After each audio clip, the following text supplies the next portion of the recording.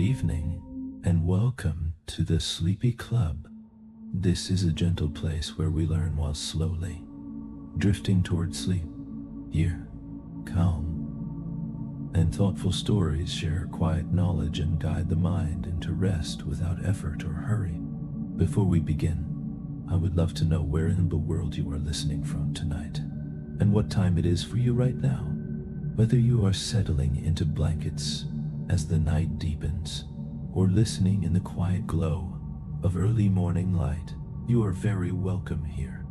Tonight, we wander into one of the strangest and most enduring images in all of folklore. An image that has floated across centuries, across courtrooms and campfires, across paintings and parade streets. Why do witches ride brooms? Of all the things imagination could have chosen, why a simple household broom? Was it only a playful invention, or does it grow from something much older, more unsettling, and more human than we expect? In this story, we will move slowly through medieval beliefs, old superstitions, herbal folklore, courtroom records. As you listen, allow your shoulders to soften and your breath to deepen. There is nothing you need to memorize and nothing you need to analyze.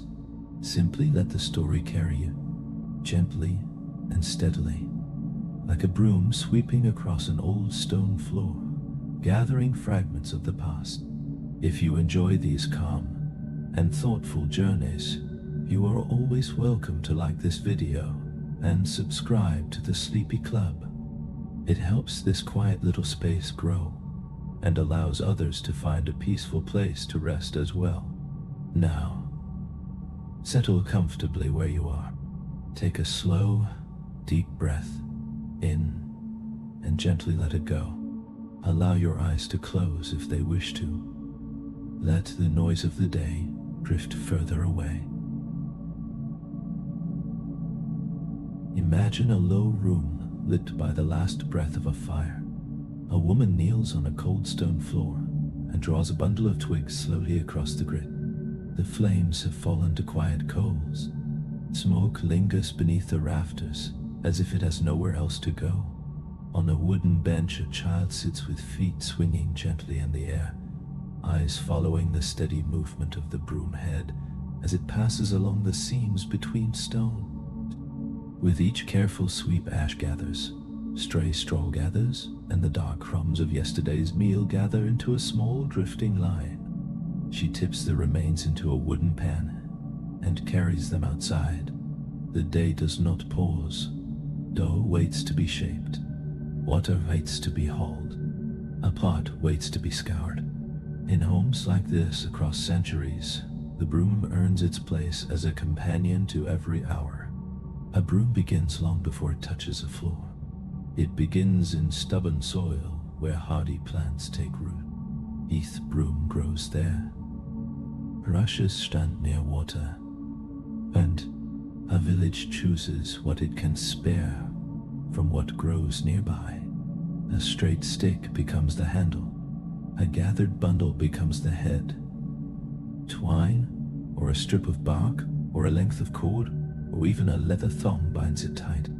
No machines shape it, only hands. Fingers pinch and twist and press until the bundle holds firm and keeps its form. When it is finished, it rests by the door, leaning in quiet readiness for the next spill. The next trail of mud carried in on boots. The next soft fall of ash from the hearth. Names shift as language shifts. In parts of England it is called bomb. In other places it is called broom, a word that rises directly from the plant itself. The sound changes from village to village, yet the object remains the same. It belongs to the house. It belongs to the hearth. It belongs to those who gather what life leaves scattered across the floor. Men use brooms as well. They sweep barns where hay settles thick. They clear threshing floors after grain is beaten loose. They tidy workshops where shavings curl at the feet of benches. They brush mud from steps after rain has passed. Yet within the home, the broom rests closest to women's work because women spend more hours within the walls. A household demands constant tending. Floors turn foul quickly when animals share the room. Smoke drifts downward and leaves soot behind. Rain carries clay into the doorway. Straw bedding breaks apart and spreads. Cleaning becomes a rhythm, repeated day after day.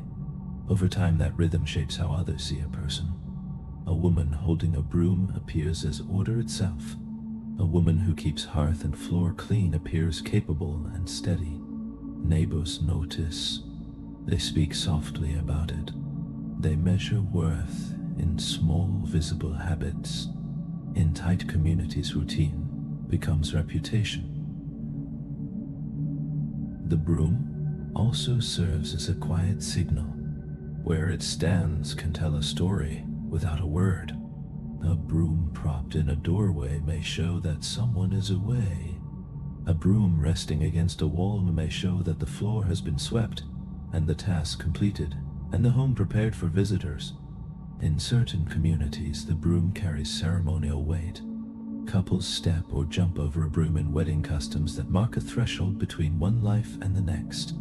Before gathering, a household may sweep the room carefully, lifting dirt away and offering respect to those who will enter. These gestures remain physical.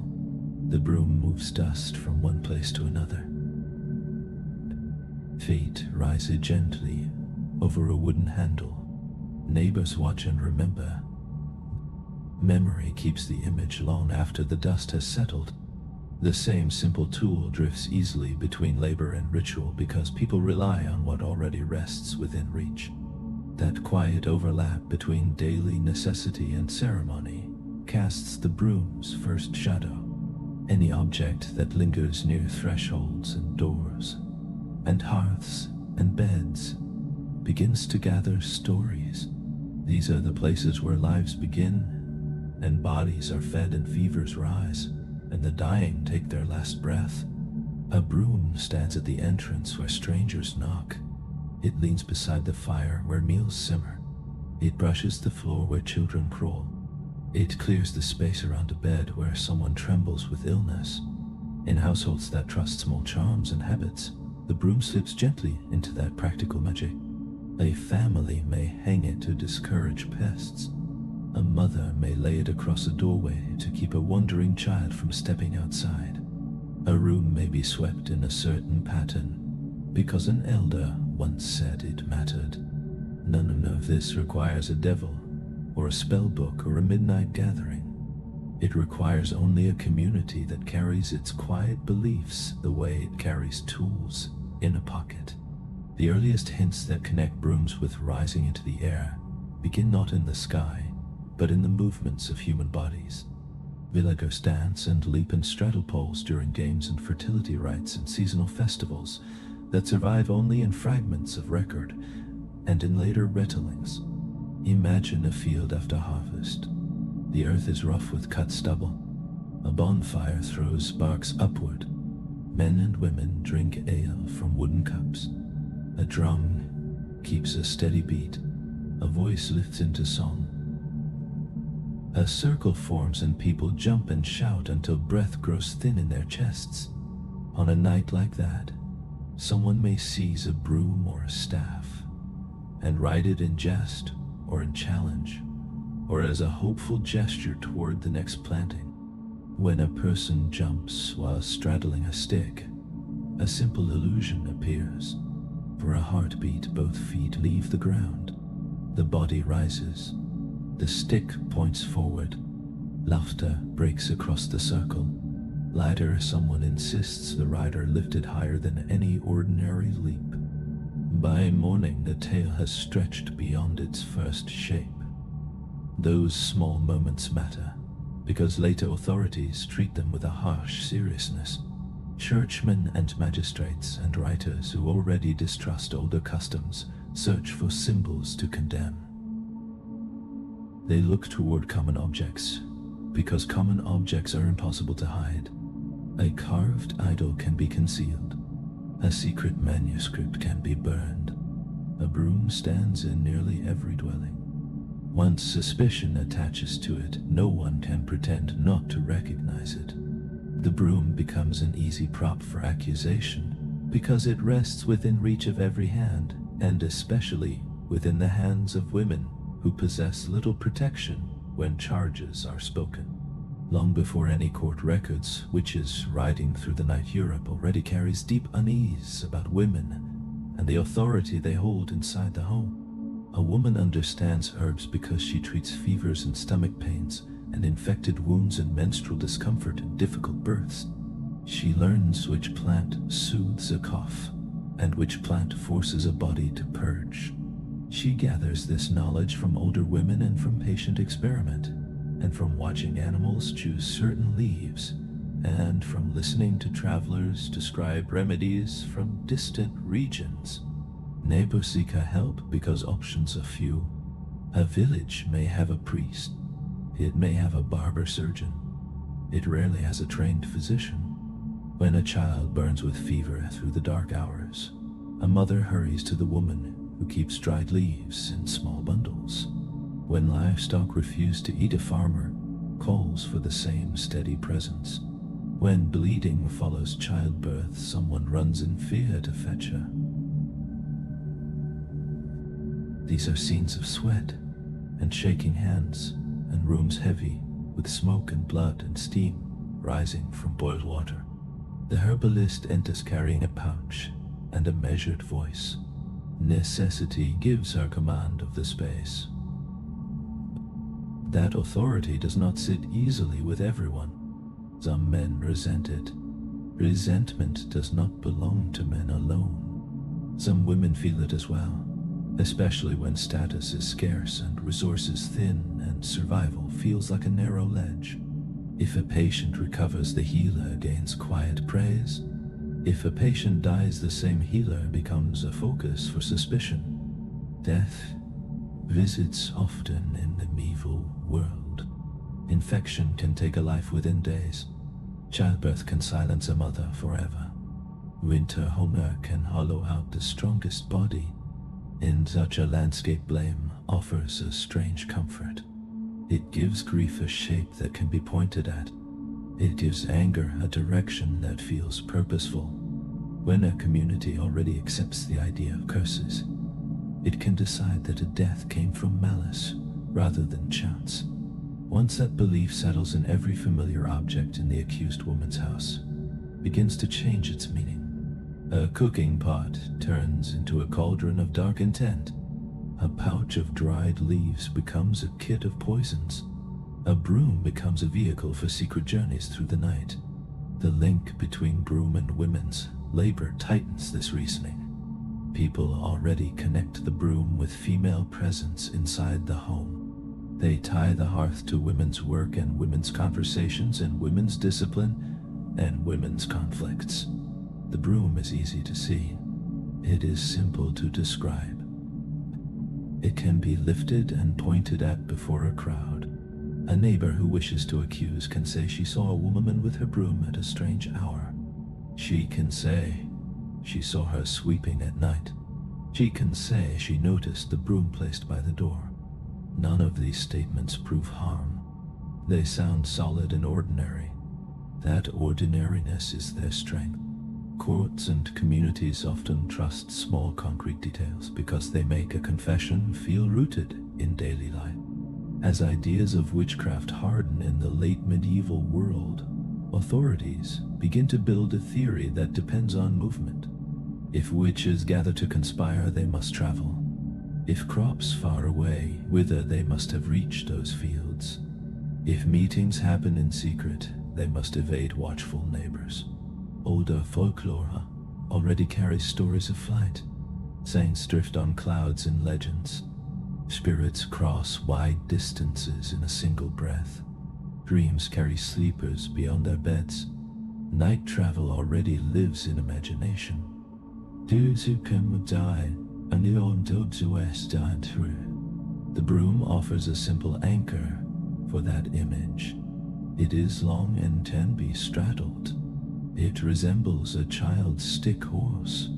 It belongs to women. It rests near the doorway as if prepared to depart. When fear searches for a vehicle, the broom presents itself without resistance. Early images of witches riding through darkness hold this same blend of plainness and dread. They do not always show crowned queens of shadow. They show ordinary women dressed in work clothes with headscarves and simple gowns and faces that resemble someone's neighbor or aunt. The broom beneath them twists the scene into a warped reflection of daily routine. That distortion sharpens fear. The danger seems to rise from inside the village and inside the home and inside the domestic sphere that many men overlook until they decide it hides a threat. There is also an intimate layer that later confessions force into daylight. Household objects touch the body. A broom handle grows smooth from hands in constant use. When authorities claim that witches prepare ointments and apply them in private ways, they exploit shame as a weapon. They drag personal habits into the language of the courtroom. They compel accused women to describe their own bodies under pressure, and sometimes under torture, before men who hold authority over them. The broom becomes an instrument of humiliation, because accusers begin to read it as both domestic and suggestive. This becomes one of the darkest currents beneath the myth. It allows interrogators to transform a simple tool into a symbol of corruption, and then present that symbol as evidence. In ordinary life, none of these claims must be true for the legend to spread. The broom exists in nearly every home. That constant presence does most of the work. Any story that features a broom travels easily because every listener can picture it leaning against a wall or resting by a hearth. A rumor built on a rare object struggles to survive when imagination cannot grasp it. A rumor built on something as common as a broom finds open doors wherever it goes. A rumor about a broom endures because every hand has wrapped around one. Everyone knows its weight and the soft rasp it makes against stone. Everyone remembers straddling a stick in childhood and pretending it was a horse racing across an open field. The broom carries that memory of play within its bristles along with soot and dust. When fear enters a community, it does not invent something new. It borrows what is already familiar and bends it toward shadow. Imagine a scribe seated at a narrow desk. He sharpens his quill with a small knife and brushes the shavings aside. He chooses a place near the window because winter light fades quickly. Beyond the glass, the street smells of damp wood and horse manure. Inside the room, the air holds ink and parchment and smoke from a small brazier. He copies words meant as warning. Heresy spreads like illness, the priest insists. Secret meetings gather in the night, the priest insists. Women speak at those meetings and men listen. The scribe lowers his eyes and writes. He understands how swiftly a stray thought becomes an accusation, and how swiftly an accusation becomes a sentence. Along the margin of the page, an illuminator adds small figures. They resemble women he might pass in the market. A headscarf frames one face. A plain dress hangs from another. Beneath them appears a broom held between legs, as if it were a mount. The earliest images of broom riders do not belong to gentle stories for children. They enter the record as suspects. In 15th century, Europe church authorities struggle against older beliefs and local customs and organize dissent. Reform movements appear across the continent. Some move quietly, some speak loudly, some attempt to reshape worship, some question the authority of the church, some allow women to claim a voice rarely heard in parish life. Officials attach names to these groups and then attach fear to those names. The Wenchans become one such label. Opponents describe them as witches and worshippers of the devil in sermons and pamphlets. The charge spreads. A label does not require firm evidence to wound. It requires repetition. It requires frightened witnesses who choose survival over truth. It requires courts that treat confession as certainty and silence as guilt. In a manuscript from the middle of the 15th century, an image appears that acts like a seed. A woman sits astride a broom, and another astride a stick. Their clothing signals modesty and poverty. The picture ties together women and descent, and forbidden movement in a single scene. It delivers its warning to the eye before it reaches the mind. The woman resembles a neighbor. The broom resembles any tool resting by a hearth. The idea that she might ride it through the air startles precisely because the object remains ordinary. The image does not explain itself. Few supply the rest from their own unease about secret gatherings and defiant women.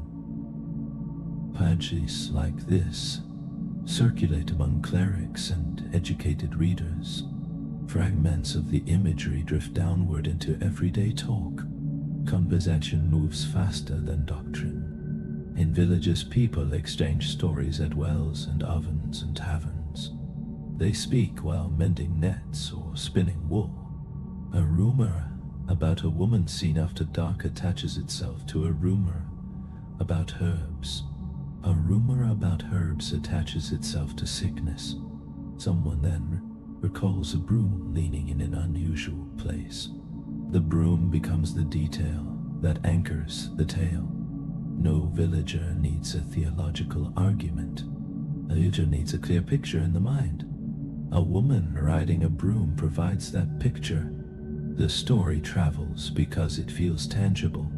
It can be told in a handful of sentences. It can be debated in low voices. It can be laughed over and then abruptly silenced when the wrong listener steps through the door. Authorities learn to shape these scattered stories into a system. They construct an image of witchcraft that depends on meetings and travel and conspiracy. A witch who remains quietly at home does not fit their design. A witch who rides out to a Sabbath does. The Sabbath serves a function beyond fear. It gathers loose anxieties into one imagined event. It makes witchcraft appear organized. It makes it resemble a rival church. It offers prosecutors a pattern for questioning, and judges a pattern for judgment. A suspect who can be forced to say that she went to a meeting and saw others there becomes a key that unlocks further arrests. A suspect who can be forced to say that she traveled through the air becomes a spectacle. Spectacle carries weight. It draws crowds. It creates momentum. It turns observers into participants in persecution. The broom proves useful because it gives flight a form that everyone recognizes. By the middle of the 15th century, trials begin to gather these elements. The broom rider enters confessions, and those confessions emerge under pressure. Courts rely on confinement and threats and torture. They use isolation and the breaking of sleep. They use the looming promise of fire. A prisoner quickly learns that silence invites harsher suffering, and that agreement may bring a pause in pain. When an interrogator asks how she traveled, the accused searches for an answer that matches expectation. The interrogator has absorbed stories and pamphlets and sermons about devils and pacts. He supplies the language. The suspect repeats it.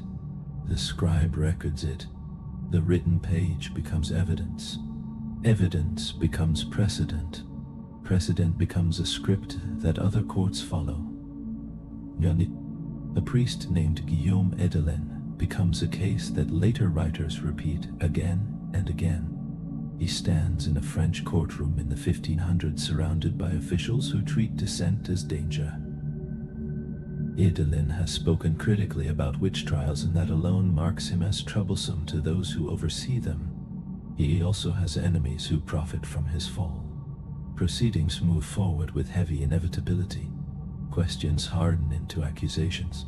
Accusations demand confession. Under torture, Edelin says he used an ointment. He says he anointed a stick. He says he wrote it. Retelings alter small details, yet the structure remains constant. Pertellings constant. Ointment and staff or broom. Flight through the air. The structure satisfies authority and unsettles the public. It also gives artists a scene that can be captured in a single image.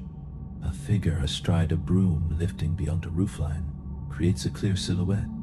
That silhouette accomplishes what pages of legal argument cannot. The rise of printing accelerates this transformation. As the 15th century closes and the 16th opens, woodcuts and broadsheets carry witch stories into wider circulation. A printer carves a simple scene into a block and presses it repeatedly onto paper. The details need not reflect any particular trial. They only need to match what viewers expect. A witch rides a broom. A devil stands nearby. A cauldron bubbles. A village burns while another weeps. People purchase the sheet and pin it to a wall and discuss it with neighbors before carrying it onward to another town. The broom rider becomes a standard emblem as recognizable as a crown on a king. When fear gains a familiar image, it becomes easier to spread and easier to sell. The broom rider also functions as a warning aimed at women in public spaces. In many communities, a woman who moves freely already draws attention. A woman who walks alone after dark invites suspicion. A woman who lives without the oversight of a husband or adult son invites suspicion. A widow invites suspicion. A midwife invites suspicion. A healer invites suspicion. A poor woman who quarrels with neighbors also draws suspicion. When priests and prosecutors describe witches, they often describe women whose lives already rest at the edge of comfort and protection. The broom plays a quiet but powerful role in this picture. It transforms these marginal women into figures of action. It gives them speed and distance and agency in the imagination of others. A village that feels helpless before disease and failed harvests and distant wars may accept the idea that someone nearby holds hidden power. Hidden power makes suffering seem less random. It makes punishment feel purposeful. Religious conflict deepens this hunger for explanation. Europe in these centuries holds tension the way dry wood holds heat. The church faces criticism from within and without. Reform movements fracture communities, was redraw borders. Plague returns in waves. Families watch children fade within days. People search for causes, and they search for someone to blame.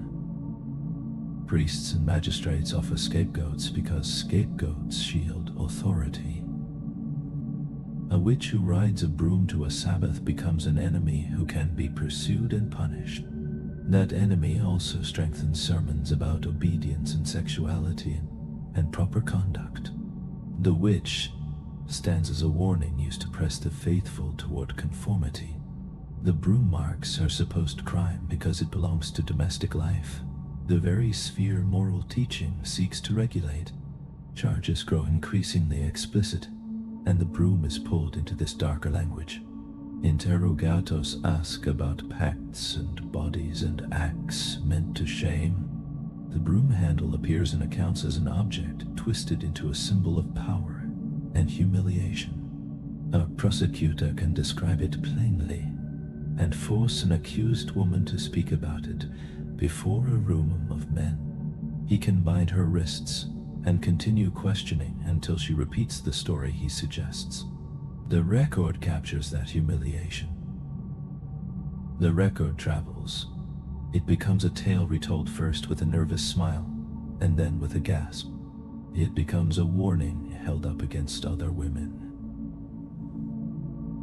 In the minds of those who seek control, the broom rider comes to represent uncontrolled female sexuality, yet the image remains stubbornly ordinary. That ordinariness is what anchors it. A noble woman riding a jeweled horse appears distant and rare.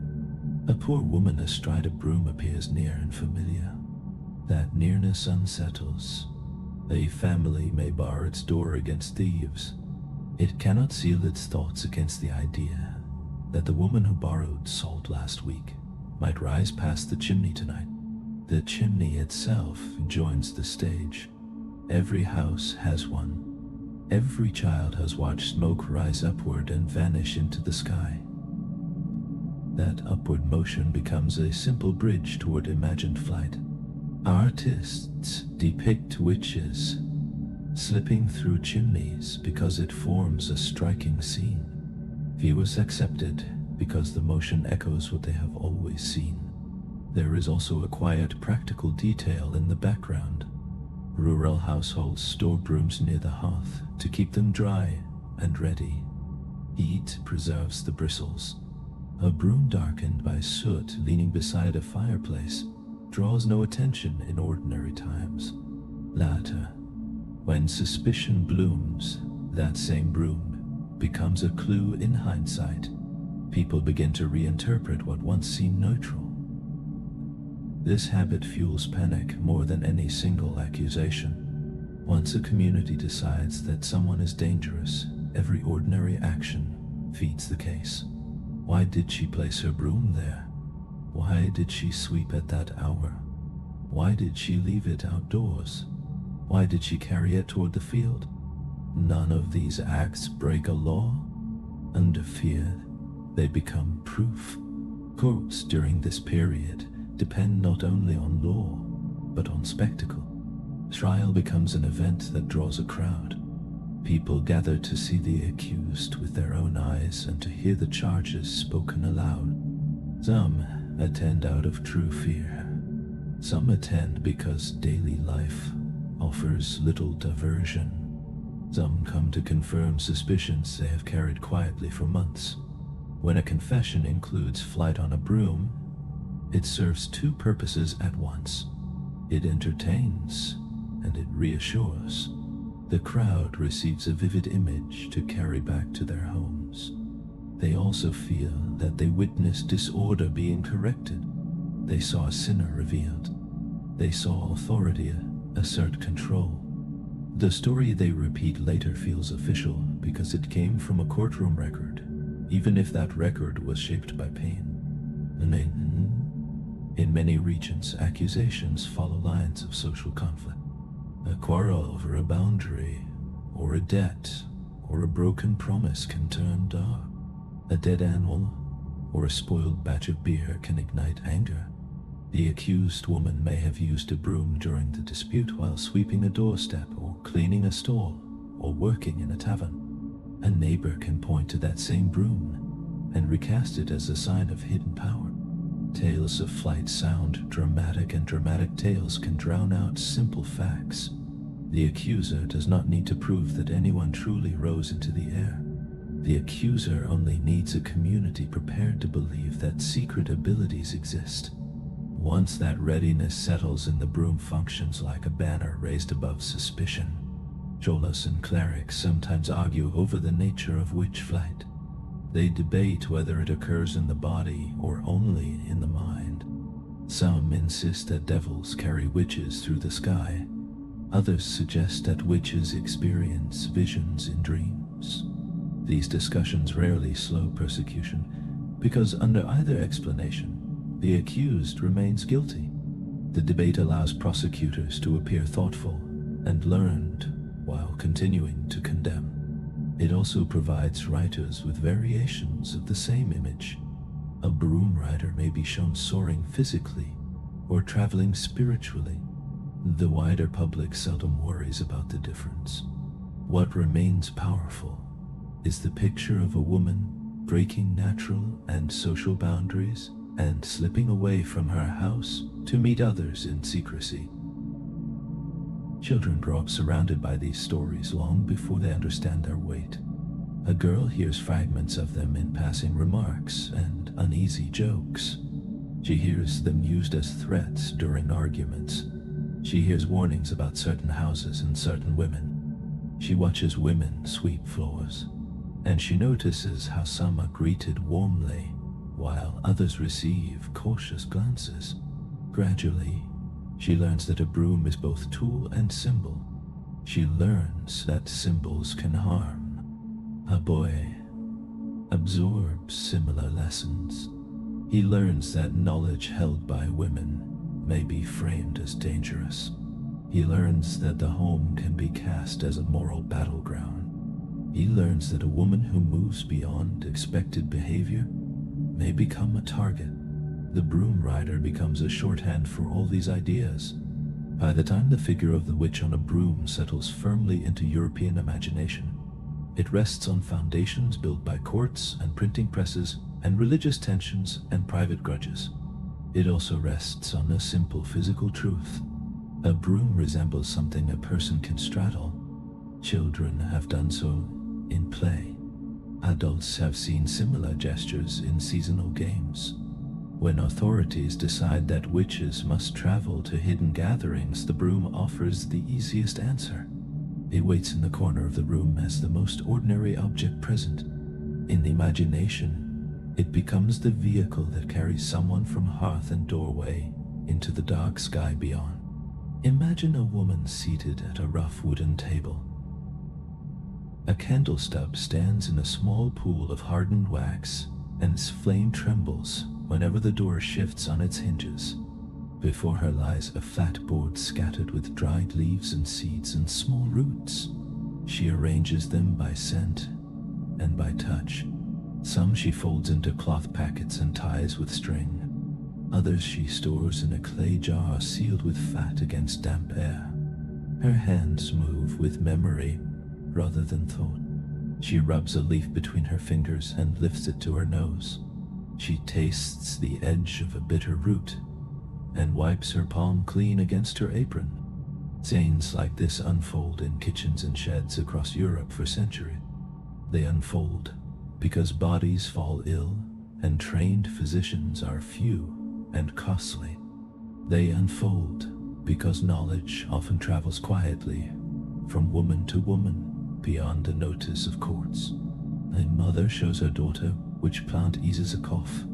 A midwife teaches an apprentice to boil water and keep cloth clean. A healer learns caution by observing what happens when too much of a herb is swallowed. The space between comfort and harm rests in the measure of a single pinch. Yet a court can look at that same table and see danger. A magistrate hears of jars and packets and imagines curses sealed inside. A priest hears plant names and associates them with darker forces. When a village slips into fear, ordinary remedies are retold as secret recipes. Medicine is recast in the language of sorcery because that language creates a clear enemy. It also grants officials entry into private spaces. They may search cupboards and question a woman about what she keeps near her hearth. Her knowledge becomes framed as a threat to order. Once that transformation occurs, the broom stands beside the pot and the pouch within one unified tale. The tale claims that herbs alter the body, and that the broom then carries it into the night. This narrative does not arise from careful study. It emerges under interrogation. The pattern appears early in recorded cases. In the year 1324, a noble household in Ireland becomes entangled in scandal and bloodshed. Lady Alice Keitler stands at its center. She has married several times and holds wealth and property. She also has rivals who covet what she possesses. When her fourth husband falls ill and dies, suspicion gathers around her. They include poison and heresy and dealings with a demon. Investigators claim to discover powders and ointments. In official language, domestic items become evidence. A small container is presented as proof of hidden practice. A wooden staff is described as proof of nocturnal travel. The record states that she greased the staff and rode it by night. These words enter the archive and remain there. Kaitila manages to flee before judgment can bind her. Her servant Petronilla de Meath does not escape. She is questioned and beaten and compelled to speak. She becomes the body the court can punish when the principal figure has slipped beyond reach. She is executed while a crowd watches. The spectacle teaches a lesson about authority. It also conveys another message. It suggests that a woman who holds knowledge and independence outside male control endangers the community. Cases like this reveal the underlying mechanism. Hunt. Officials search for objects that can anchor accusation. And would contact that kind. Ointment fulfills that need because it stands between remedy and poison. People already know that salves change the body. A salve can dull pain or soothe a rash or warm cold skin. It becomes easier to imagine that another mixture might achieve something stranger. When fear encounters a jar of ointment, it supplies its own conclusion. A prosecutor asks what was placed inside. A suspect lists familiar plants used for years. The prosecutor records each plant named carefully and frames them as ingredients of corruption. The judge listens and begins to imagine a hidden book of recipes. The crowd hears the same list and repeats it later, with added flourishes. In this way, the ointment becomes the hinge between the broom resting on the wall and the story of flight carried through the night. The herbs most often cited are not inventions. Henbana and belladonna and mandrake and hemlock and thornapple and other harsh members of a dangerous family grow along roads and fields and garden edges. Their scent is sharp and their taste bitter.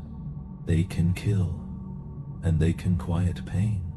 They dry the mouth and blur sight, and quicken the heart and send the mind into confusion. A healer approaches them with caution and respect. She knows that a small portion may soothe suffering. She knows that a larger portion may sink a body into heavy sleep. She knows that carelessness may still a breath. This understanding comes from experience and error, and the urgency of need. When someone cries through a night of toothache or shivers under fever, people reach for whatever offers relief. In a world with limited medicine, risky plants are used despite their danger. Within court records and later manuals for witch hunters, these same plants are assigned a darker purpose. Writers claim that witches prepare them into an ointment that enables flight. The description often follows a pattern. The mixture is rubbed onto a staff or a stick or a broom. Some accounts insist it is spread upon the skin. Some accounts become explicit about intimate application. Too, such details serve the theater of the courtroom. They press the accused into humiliation and grant the interrogator control. They also sharpen the story for those who listen. A tale rich with shame and ointment and flight travels faster than a dull admission. There is also a simple physiological reason that the theme of flight emerges once these herbs enter the narrative.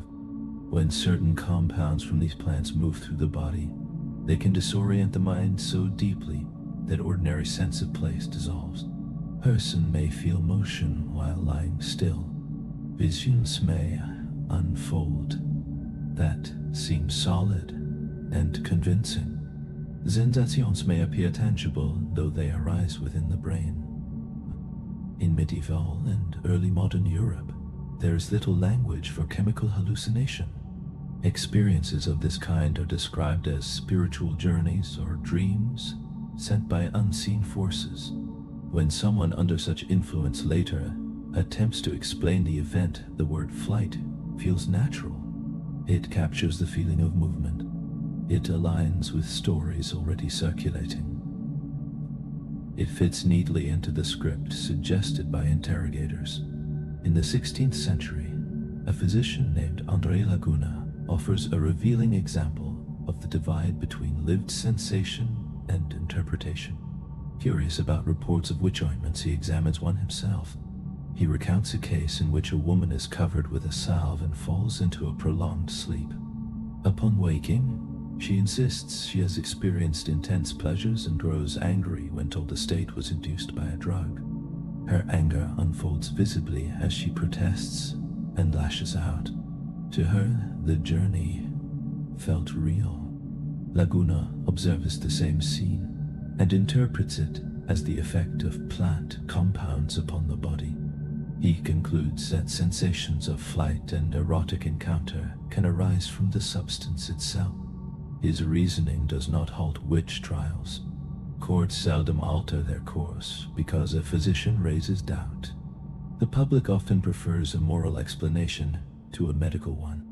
A moral tale assigns fault and intention. A medical account speaks of chance and chemistry and the fragile workings of the body. In trial after trial, the same pattern unfolds. An accused woman is asked about traveling at night.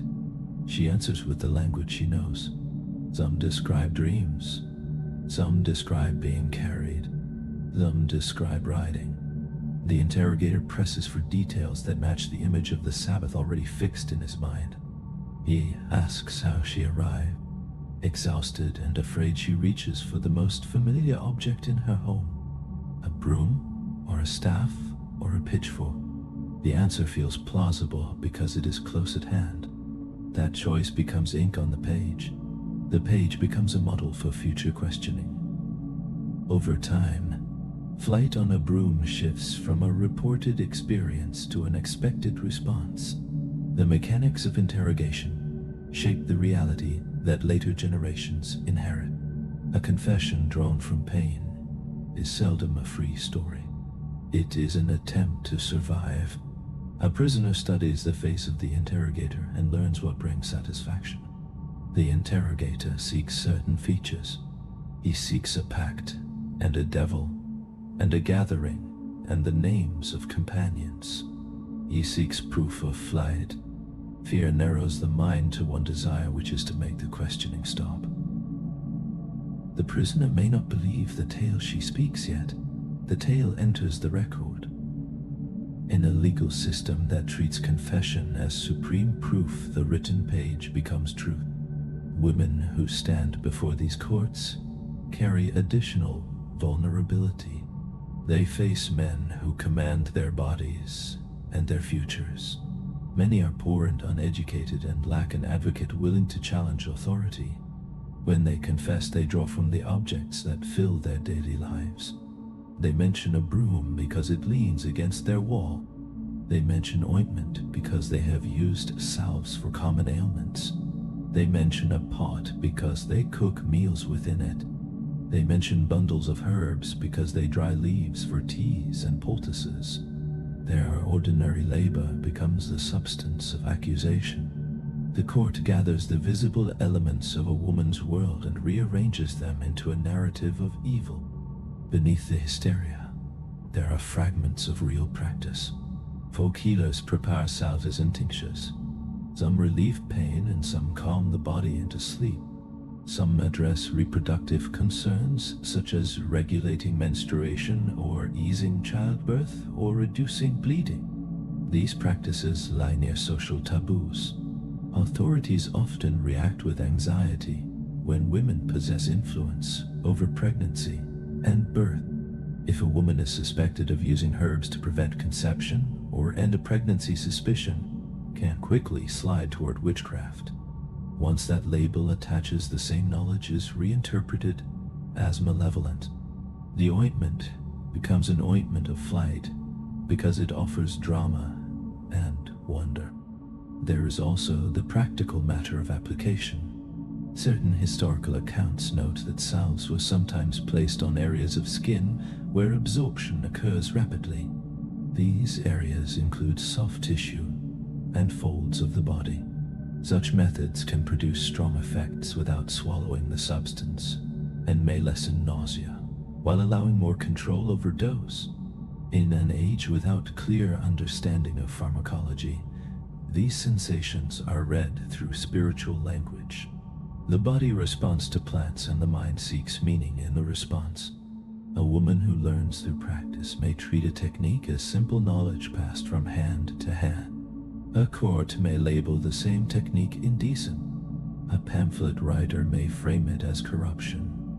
Meaning shifts according to who holds the pen. In the grasp of witch hunters, private methods become lurid details meant to provoke disgust. Once the idea of a flying ointment spreads, it reshapes how illness and behavior are understood. A woman delirious with fever might speak of movement and voices in strange gatherings.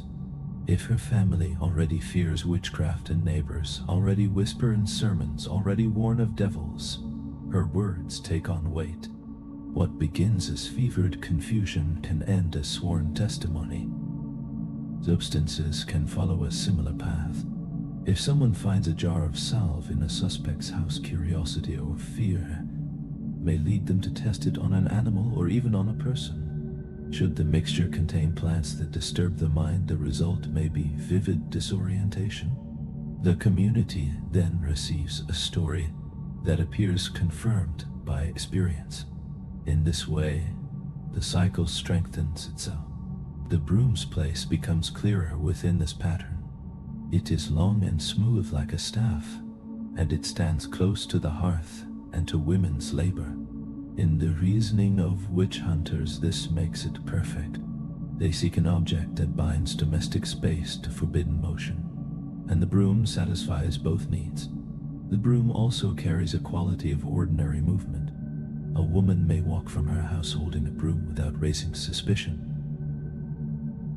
She may go to a barn to sweep or to a neighbor's doorway to help after illness. She may carry it along a lane unnoticed. In imagination, that very normality becomes concealment. The story claims she hides secret, travel within plain sight. This detail deepens the sense of hidden threat for those inclined to mistrust. Court records mention sticks and forks and poles and even animals as mounts. Over time, the Broom prevails because it holds a clear association with women's work. It appears in drawings and satire and sermons.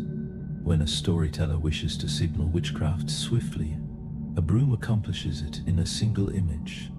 Ointment anchors the image with supposed mechanism.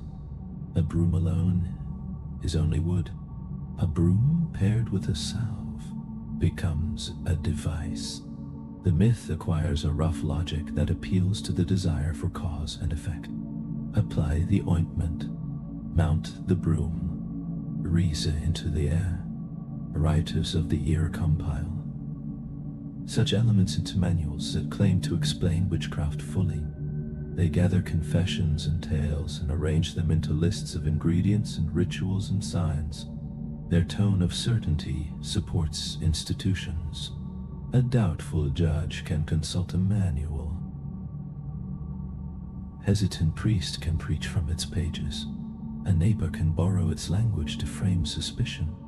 Once these texts include ointment and flight, they embed those features into future interrogations. Even a suspect unfamiliar with the concept may encounter it during questioning. When it is presented as established fact, behind these narratives stand real bodies. A woman is taken from her home and placed in a cell heavy with damp straw and stale air. Her wrists are bound and her hair is cut. The story grows outward while her world narrows to stone and shadow. Her skin is searched for hidden marks. She is questioned until her voice grows thin. Instruments are placed before her as silent warnings. Promises of relief are offered if she speaks. Threats of pain follow if she resists. Exhaustion narrows her thoughts to a single wish, which is to make the ordeal end. She names herbs she knows from years of tending sickness. She describes an ointment because she has mixed salves before. She recounts a dream because dreams are safer than silence. The interrogator reshapes the dream into a journey.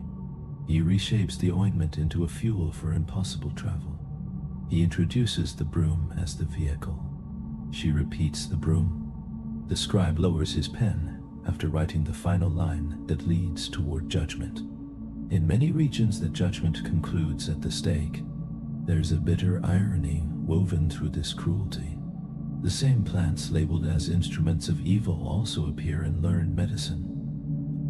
Physicians and apothecaries handle dangerous substances with measured care. They prescribe opiates.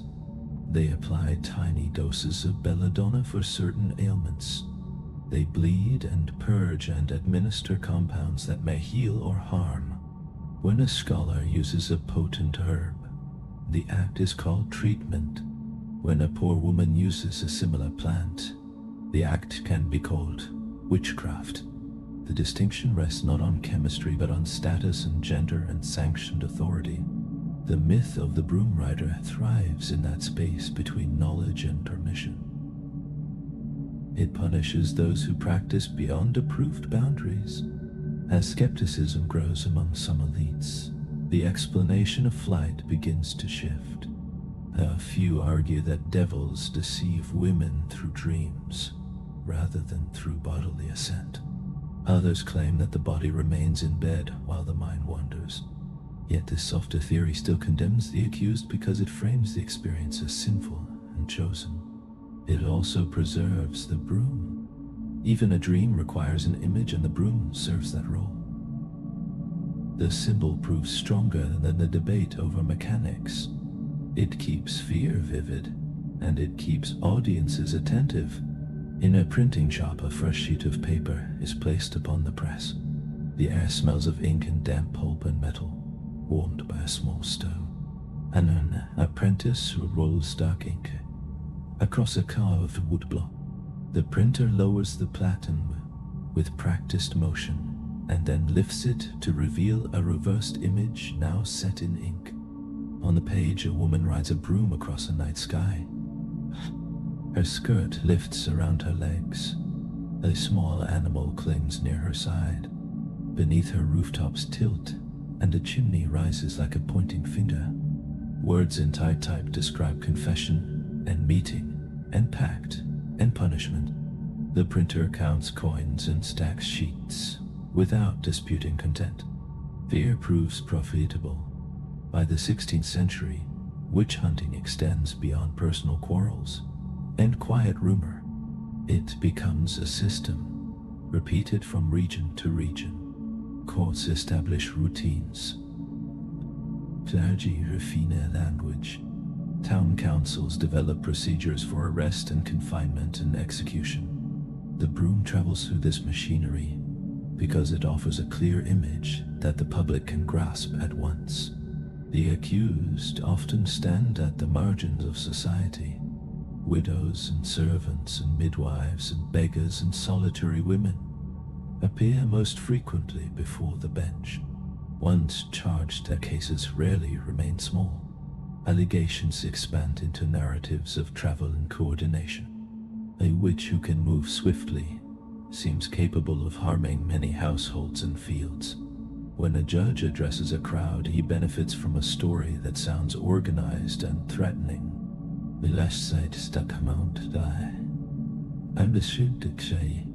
The broom rider works because everyone knows the shape of a broom. Everyone has seen it leaning beside a door or resting near a hearth. When people hear that a woman used that same object to slip from her house and meet others in secret, the familiar outline shifts in the imagination. What once signaled order and routine becomes a sign of hidden movement. A courtroom in a small market town follows a steady rhythm. Guards lead prisoners forward with wrists bound. A clerk sits with ink and paper ready. A magistrate occupies a raised seat behind a heavy table. A priest stands close and studies the crowd. Witnesses step ahead and point toward the accused. They speak of quarrels and of livestock found dead. They speak of a child who weakened after fever. They speak of butter that would not set and ale that soured in the barrel. Each complaint falls like a stone until a mound of grievance stands before the bench. Then the questions change direction. The magistrate asks about nights and about roads and crossroads. He asks about barns and fields and lonely stretches beyond the last house. The woman answers in broken phrases or tears or pleas. The pressure continues until her words align with the pattern expected. When asked how she traveled, she names a stick or a staff or a broom, because these are the objects she owns, and because the question itself points towards such an answer. The clerk records the phrase as if it emerged freely. By evening, the town repeats it as established fact. Public punishment gives the broom a larger stage. Executions unfold in open daylight near fields or town edges where crowds gather. Vendors sell bread and drink. Children are lifted onto barrels for a better view. Officials receited charges. Sometimes the condemned speaks. Sometimes silence holds the space. The sentence ends according to local custom with rope or blade or flame. A crowd watches until movement ceases. Afterward, conversation fills the air. Some feel relief, and some feel excitement. And some feel uneasy, yet many feel that order has been restored. In that talk, the confession matters as much as the death. A statement about flight on a broom offers an image easy to pass from mouth to mouth. The execution seals it in memory for those already inclined to believe. Chimneys become central to this imagery because they define a home. From afar, a chimney marks a dwelling against the sky. From within it carries smoke upward each day. People watch sparks rise and soot collect. They sweep ash from the hearth with small brushes. Artists and pamphlet makers draw upon this daily sight. A chimney forms a strong vertical line. A broom rider creates a diagonal across the page. The composition is simple and immediate. Viewers recognize the parts and imagine the motion themselves. Even when court records contain fewer literal accounts of chimney departure than later folklore, suggests the printed image reshapes memory. Painters add their visions in crowded scenes of devils and cauldrons and figures aloft. A viewer may point and laugh at the broom riders, and then feel a quiet unease, linger long after stepping away. A picture grants permission. Once people see witches drawn as figures in ink and paint, they begin to imagine them as a real category, rather than a whispered suspicion about a single neighbor. The image fixes details in place. The broom becomes the standard vehicle even where older tales mentioned other objects. The witch acquires a certain face. Sometimes she is shown as old and bent. Sometimes she appears young and fierce. Her hair grows wild. Her features sharpen. A cat or a toad or a hare settles beside her silhouette. These visual habits spread because artists copy successful designs and buyers prefer what already feels known. Repetition turns the broom rider into a stock character. A broom leaning by a doorway now carries two meanings at once. It is a tool for sweeping, and it is the outline of a woman rising above a roof, as seen in a print. During this same period, organized witch hunting develops in several regions. Certain authorities appoint men whose task is to identify suspects and gather testimony and press for confessions. These hunters move from village to village with a practiced method. They repeat the same questions. They study reactions. They look for households already strained by debt or hunger or isolation. A family burdened by loans becomes exposed. A widow dependent on charity becomes exposed. A woman who asks for food and is refused becomes exposed because misfortune that follows may awaken guilt in those who denied her. When livestock die after a quarrel, the owner longs for explanation. The hunter supplies one. He speaks of envy and spite as forces that move through witchcraft. He urges the owner to recall every unusual glance and every harsh word. The owner revisits memory like a ledger and selects moments that support the accusation. He may remember a broom resting in a corner or being carried at dusk. The hunter writes this down, and the small detail enters the official account. Trials often unfold through chains of accusation. A frightened prisoner names others in hope of easing pressure or delaying punishment. Each named person is arrested and urged to confess and then names more. An entire village may be entangled. Confession becomes a kind of currency. Prisoners offer details that sound plausible. Brooms provide such details because they exist in nearly every home. A woman can claim she saw another depart on a broom, and listeners can picture it instantly. She can describe night meetings because night gatherings occur for ordinary reasons such as secrecy between lovers or quiet talk among neighbors. The court blends everyday behavior with charged narrative. Survival may depend on aligning speech with expectation, while refusal invites harsher treatment. As this machinery turns, the broom rider appears more frequently in records. Those records then serve as evidence for future prosecutions. Writers who present themselves as experts compile cases and rumors and theological claims into manuals promising certainty. Yudkas and clergy consult these books, and the books in turn shape interrogation. They outline how witches travel, and what happens at meetings, and which signs reveal guilt. They repeat the elements of broom and ointment and Sabbath because such elements make the story vivid.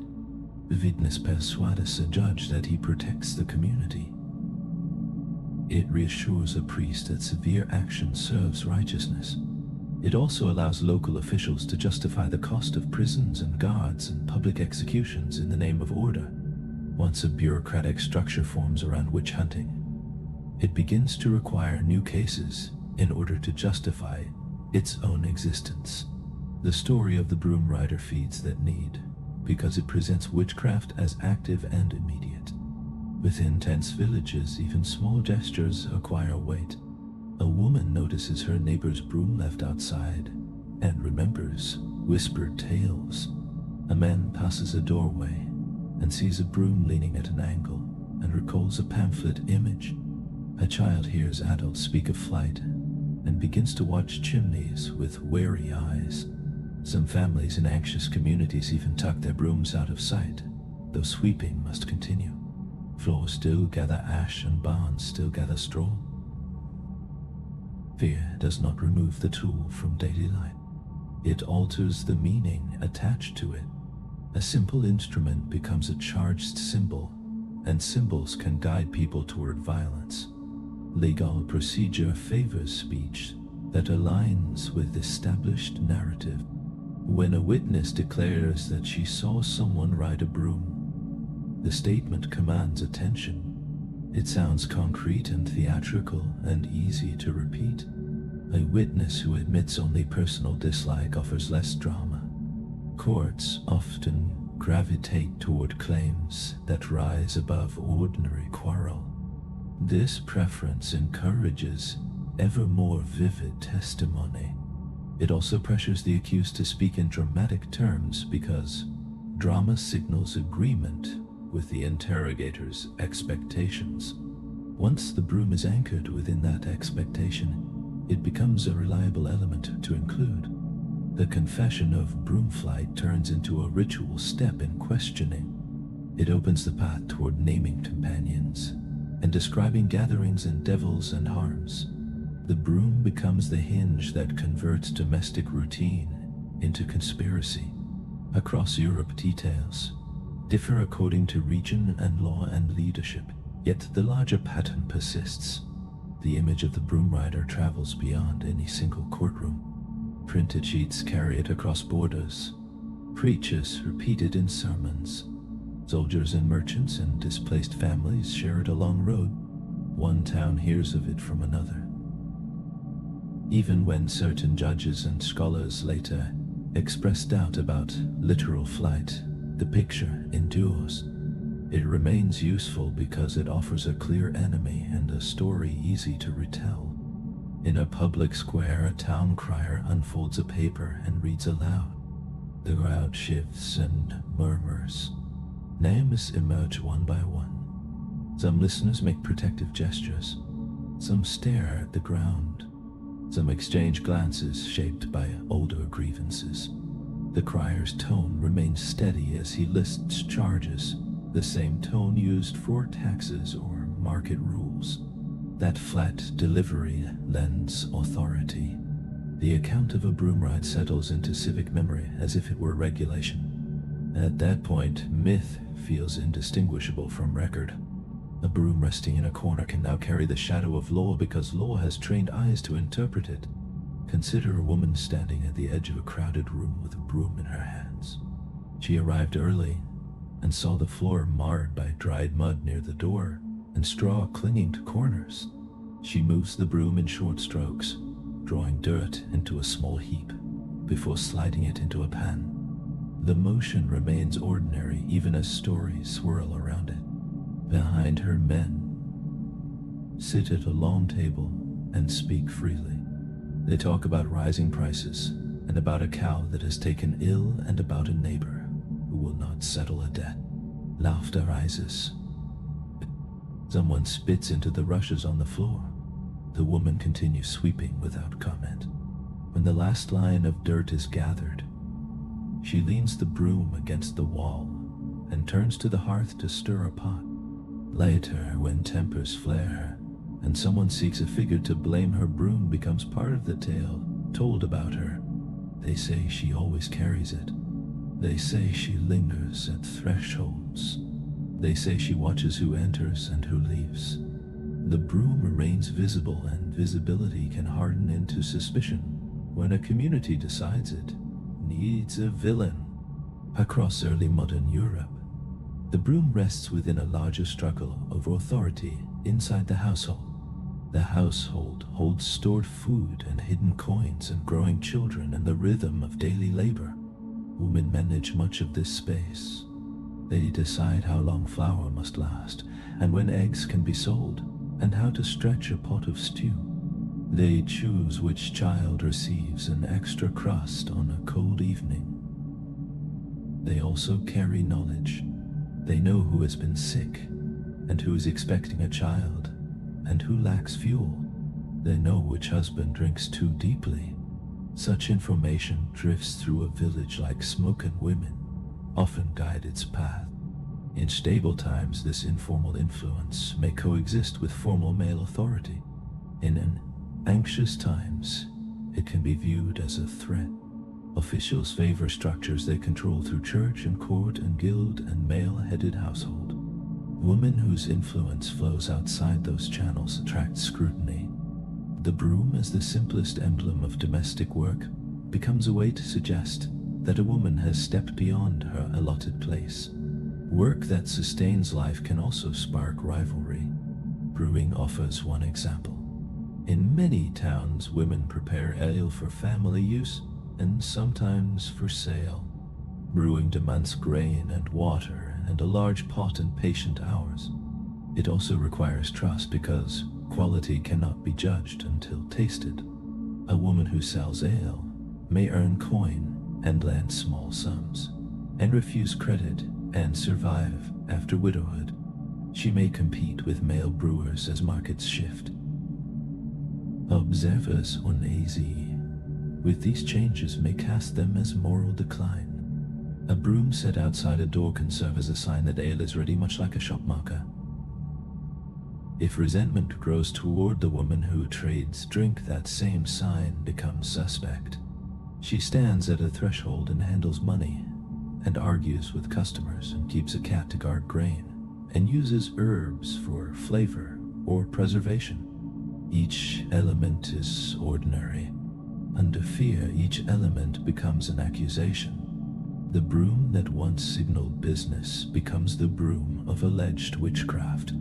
Midwives and healers confront even sharper risk because they enter rooms at moments of greatest vulnerability. A midwife arrives to find a woman in labor, gripping the bed frame with sweat on her brow. The midwife cleans her hands and warms cloth and listens to breathing. She directs other women and sends a man for water or a child to heat stones. Decisions must be made quickly. If birth ends well, gratitude follows. If bleeding will not stop or a child lies still, grief seeks a reason. In communities already inclined to believe in witchcraft, suspicion can settle upon the one who touched the body and gave commands. A midwife carries knowledge of plants that influence the body, and that knowledge deepens anxiety. Authorities often treat female influence over reproduction as a matter that must be contained. The broom returns again as a sign that ties a woman to the hearth and to private spaces that officials wish to supervise. A prosecutor can begin by calling the broom an emblem of order within a house, and then turn it into an emblem of disorder. In the same breath, he can claim that the woman who sweeps by day rides out by night to secret gatherings. The narrative recasts careful labor as hidden conspiracy. Property disputes follow similar lines. A widow who inherits land or a dwelling attracts watchful eyes. Neighbors observe how she manages fields and rents rooms and handles coin. Relatives monitor boundaries and payments. If she declines remarriage or speaks firmly about what she owns, resentment may gather. If she asks for debts to be settled or refuses to yield to pressure, she becomes easier to label as spiteful. Those who owe her money may prefer her silenced. Those who compete with her may welcome her misfortune. When illness or crop failure arrives, rumor finds fertile ground. A broom leaning near her doorway becomes a convenient image. A witness can describe her simply by saying she stood there with her broom and watched and muttered. The clerk writes this sentence and ink grants it weight. Accusations often begin with ordinary exchanges. A woman requests milk and is refused. She leaves in anger. Days later, the neighbor's cow fails to produce. Memory returns to the quarrel. Others are consulted. The story gains sharper edges. The woman stood at the threshold. She held a broom. She looked inside the house. The tale travels to an official who asks leading questions until it resembles the pattern already familiar. That pattern includes dispute and mark and beating and malice. The broom fits because it belongs to the same domestic scene where tension began. When a case reaches court, the broom joins other signs used to portray the accused as a threat to order. Her words are treated as proof. Her temper is treated as proof. Her poverty and independence are treated as proof. Men can face charges as well, yet the broom rider image remains linked to women because public imagination ties the broom to women's work. This link makes the image powerful in sermons about conduct. Preacher can describe a woman who should remain by her hearth, yet instead rides into darkness. He can weave that picture into warnings about obedience and sexuality and discipline within the home. Listeners carry these warnings into daily life. They observe women more closely. They interpret disagreement as danger. The broom becomes a sign to watch. It is a short distance from saying that a woman keeps a disorderly house to saying that she keeps a house of peril. It is a short distance from noting that she sweeps at unusual hours to claiming that she sweeps away fortune from her neighbors. This story unfolds during an age of intense religious division that reshapes how communities speak about magic. As Protestant reform expands and Catholic leaders respond, both sides stress discipline and purity and firm lines between approved practice and forbidden habit. Customs that once lived quietly beside church ritual begin to draw suspicion. Charms whispered over a sick child or blessings spoken at a bedside now attract scrutiny. Women often preserve such practices because they oversee birth and illness and death within the home. A small bundle of herbs hung near a doorway can become suspect. A broom used in a cleansing ritual can be viewed as rebellion. Officials interpret these domestic gestures as signs of spiritual disorder. The legend of the broom rider thrives because it presents a simple image of a household turning against sacred authority. A woman takes a common tool and uses it to defy rules declared divine. This narrative serves institutions determined to enforce uniform belief. The tale does not remain confined to Europe. It travels across the Atlantic with settlers who carry fear as part of their inheritance. Ships depart crowded ports and cross rough seas. Decks hold barrels and rope and bundles wrapped in cloth. Families huddle beneath canvas while waves strike the hull. Even in cramped quarters, a broom is necessary. Rain spills and ash settles and mud clings to boards. Space is limited and order must be kept. Along with these tools, settlers bring sermons and pamphlets and stories repeated in dim cabins. They bring a legal imagination shaped by earlier witch hunts. In New England, towns rise where church and court intertwine. Neighbors watch one another as an expression of faith. Domestic order becomes a moral measure. Floors are swept and beds arranged and children trained to sit quietly in prayer. A wife who fails in these tasks risks criticism that touches more than tidiness. Her husband's standing and her family's reputation may suffer. Such expectations weigh heavily, especially during harsh winters and crop failures and disease and political uncertainty. Muskets rest near beds. Graves are dug in frozen earth.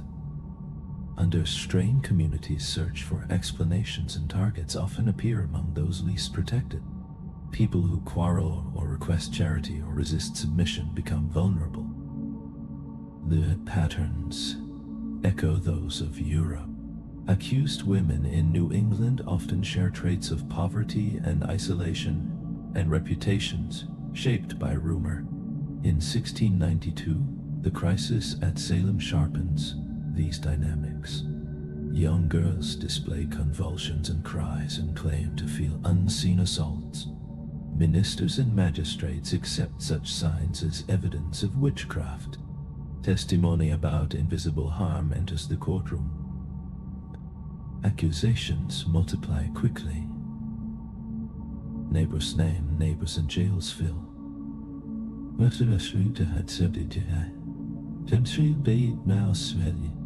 Interrogations press suspects to describe how they caused injury and how they met others in secret. Some confess while others deny. In certain cases, confession spares a life because officials direct their harshest penalties toward those who refuse to admit guilt. Confession strengthens the narrative. A person who admits guilt often provides images of meetings and animals and night journeys, because those are the images expected. Even when a transcript does not mention a broom, the broader European idea of witches traveling through darkness lingers in the background. Witches and ministers rely on that shared picture to explain turmoil. It allows them to claim that a coordinated enemy moves unseen within the community. The broom rider remains present in imagination, even when absent from specific testimony. In New England, the broom returns quietly as part of domestic identity. The accused woman is still the one who sweeps floors and tends the hearth, and preserves food and washes linen and assists at births and keeps vigil beside the sick. When suspicion falls, her familiar tasks are recast as disguise. Witnesses claim she visited their bedside at night, or entered without opening a door or left marks upon their skin. The household becomes a battlefield in thought. The broom, already linked to thresholds and hearths, remains an unspoken prop within that scene. Even without naming it, people envision a woman moving through domestic space, because they already connect women to household tools and witches to women. Texts and sermons reinforce these images. Written accounts circulate between Europe and New England and bind their fears together.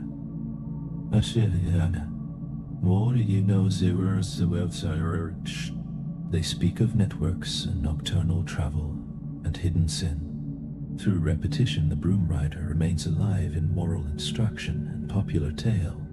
When the executions at Salem cease and doubt grows, the mental picture does not vanish. Communities may question court decisions, yet still retain the icon.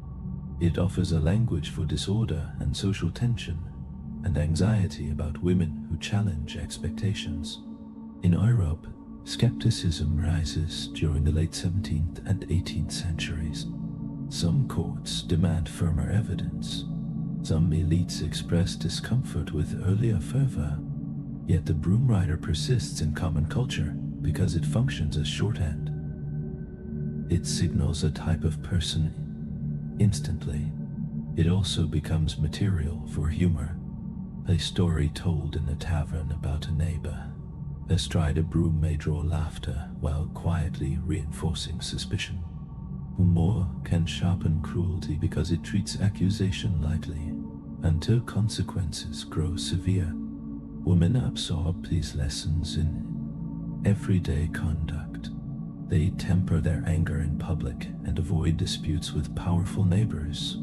They conceal knowledge of herbs and quiet their rituals.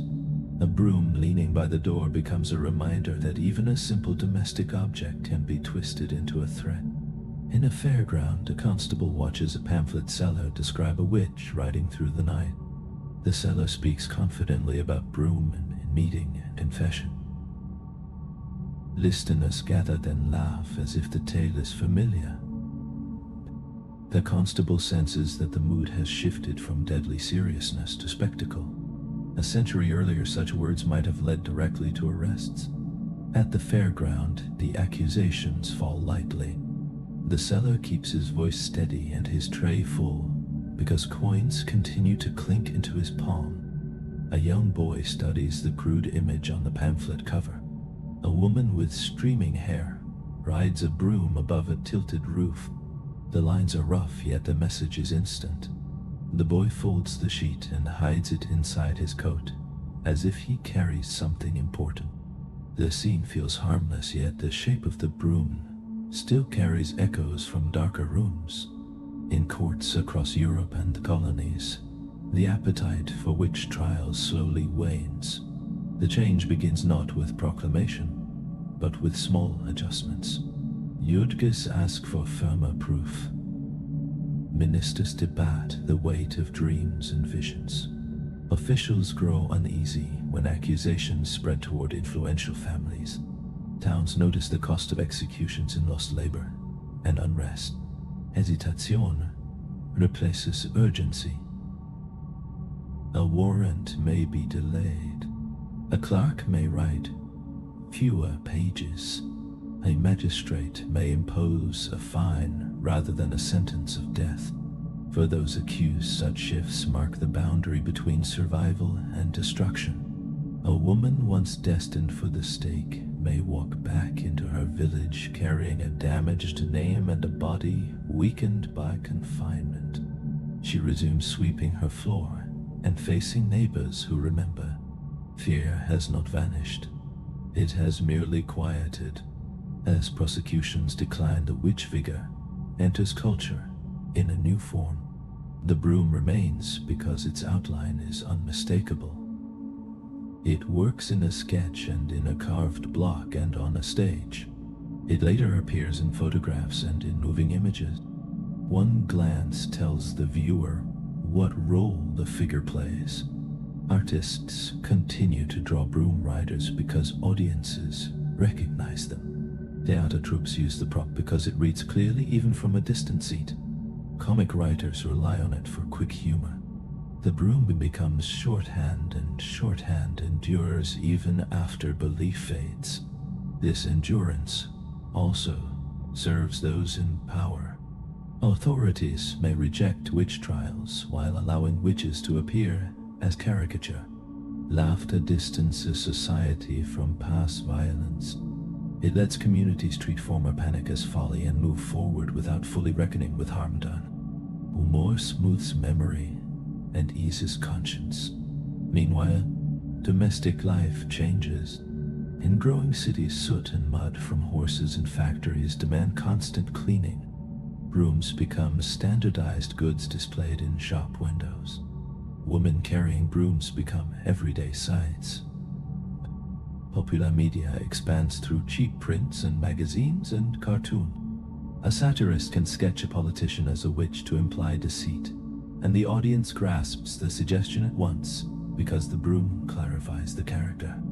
Another artist may draw a stern older woman with a broom for a simple joke. The image shifts from terror to entertainment, yet the outline remains the same. The audience understands the joke because the figure of the dangerous older woman has lingered for a generation. These drawings no longer require court testimony. They draw from older memory while removing the weight of law and execution. The witch becomes a mask used in debates about authority and gender. The broom remains the clearest sign that makes the mask readable at a glance. During the 19th century and into the 20th, seasonal customs expand and mingle. Immigrant communities carry autumn rituals and blend them with growing commercial habits. Vegetables are carved and later pumpkins glow in windows. Children dress in costume and knock on doors. Shopkeepers decorate glass panes to draw customers. A witch silhouette proves practical because it can be cut from paper and pressed against light, can be printed on a poster or painted onto a board. A pointed hat paired with a broom forms a complete story, even if the face is only a shadow. The simplicity allows the image to spread easily from street to street. Repetition in October embeds the association in childhood, long before children learn about the trials that once gave the image deadly force. Stage and early films secure the broomstick witch in another form. Costume designers exaggerate hats and skirts and noses, so shapes read clearly under stage lights and on screen. The broom offers movement. An actor can swing it over a shoulder and stride across a set for laughter. Suspended by wires, the same actor can appear to rise and draw gasps. The broom becomes both prop and symbol. Film studios repeat these cues because audiences recognize them instantly. In the late 1930s, a major film presents a green-skinned witch riding through the air, and the image enters mass memory. Her voice and posture and broom create a vivid presence that feels physical rather than ghostly. She rides rather than floats, which anchors fantasy to a familiar object. As the 20th century unfolds, television and advertising circulate the broomstick witch continually. Cartoons sketch her in a single frame and move on. Boxes and wrappers display her silhouette in bright colors. Children encounter the image again and again, while adults treat it as a seasonal sign. Right? The broom becomes part of the visual language of autumn. A curious divide emerges. In some stories, the witch appears playful and clumsy. In others, she appears sinister against a dark sky. Both rely on the same broom for recognition. The object remains constant while tone shifts around it. In these same decades, some individuals begin to reclaim the word witch as part of spiritual practice and personal identity. The image once used to accuse and condemn becomes a symbol chosen rather than imposed. The broom travels into this new landscape, carrying centuries of layered meaning. In recent centuries, some people have built new spiritual paths that draw from older folklore and seasonal rites. Others have preserved family traditions of folk practice and shared them quietly from one generation to the next. Many look toward pre-Christian customs and festivals tied to nature. Within these circles, a broom returns not as an accusation, but as a chosen tool. Individuals craft brooms from birch or straw and bind them with cord. They hang them near doors or keep them beside hearths. They sweep a room before a gathering as a simple act of cleansing. The movement remains practical. A hand guides bristles across the floor. Dust gathers into a small line. The act marks intention as much as tidiness. The broom also appears in marriage ceremonies where couples jump over it in view of friends and family.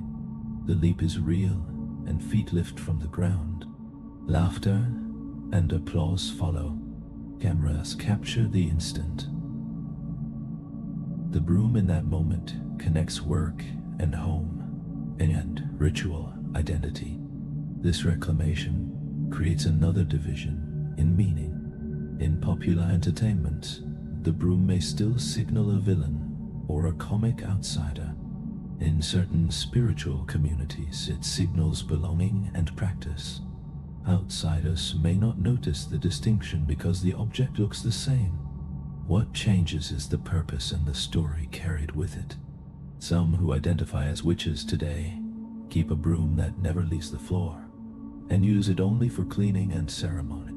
Others embrace the old image of flight as a symbol of freedom rather than harm. These choices unfold in apartments and backyards and bookstores and small gatherings. Conversations happen in ordinary language. People explain what they practice and why. They also speak with anger about the past because accusations once led to execution. The broom sits at the center of both violence and reclamation, and therefore carries tension. Museums and historians add further context by returning to records and tracing how the image developed. They examine transcripts and woodcuts and sermons and pamphlets. They describe torture and coercion and the ways judges shaped confessions. They explain how fear of poison and limited medical knowledge transformed herb lore into suspicion. They show how domestic objects were converted into legal evidence.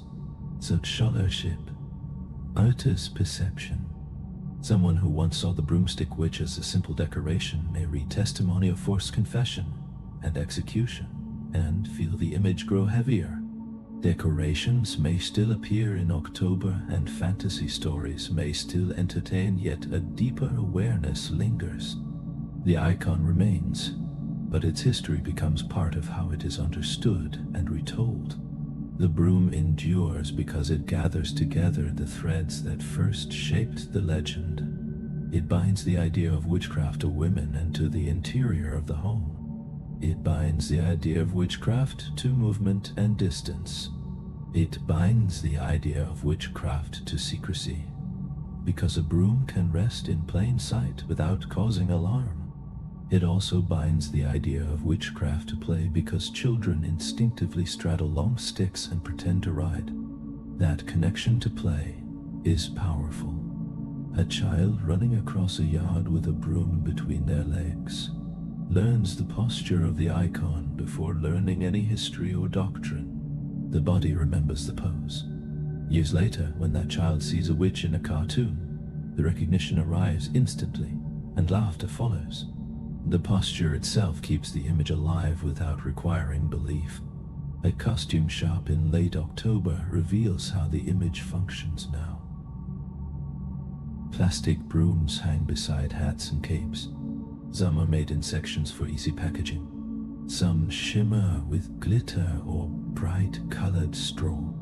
A customer lifts one and tests its weight and smiles at its lightness. In another store, a cleaning aisle offers solid brooms for kitchens and sidewalks. A shopper grips a wooden handle and checks the bristles with practical intent. The same basic shape serves different meanings. One signals fantasy and celebration. The other signals dust and work. The form remains stable because it carries a dual identity. It looks like a tool and it resembles a vehicle. That double quality keeps it useful in storytelling. At a modern Halloween parade, a woman dressed as a witch walks along a bright street. She carries a broom across her shoulder. Children wave and music fills the air, and candy passes from hand to hand. Spectators raise their phones to capture the moment. The scene feels light and festive. Beneath it rests centuries of accusation and coercion and execution that once forged the icon. Most in the crowd do not dwell on courtrooms or stakes as they applaud. The same object that appeared in trial records as proof of forbidden flight now appears as decoration. It has traveled from evidence to entertainment and from terror to commerce. Through every transformation, the broom persists because its outline is simple and its meaning instantly grasped. And so the broom remains. It rests where it has always rested, beside doors, near hearths, against kitchen walls. It gathers dust and straw and ash without protest. It listens while stories pass over it. It survives courts and sermons and pamphlets and parades. It survives terror and laughter. It survives because it is ordinary. In one century it stands as evidence in a crowded courtroom. In another it hangs in a shop window beside glittering costumes. In one room it is gripped by trembling hands under accusation. In another it is lifted by a child running through grass in play. The shape does not change. Only the meaning shifts around it like wind around a doorway. If you look closely, the broom has never moved on its own. It has never flown. It has never whispered. It has only waited for human fear or imagination to give it a direction. The flight was always carried in stories. The danger was always carried in systems of power. The laughter is carried now in seasonal light. Tonight, as the world grows quiet, you might picture a broom leaning softly in the corner of a room. No sparks, no shadows, just wood and fiber and stillness. A tool that has swept floors for centuries. A witness to hands that worked and hands that trembled. The room settles. The dust settles. The stories settle. And the broom remains exactly where it has always been.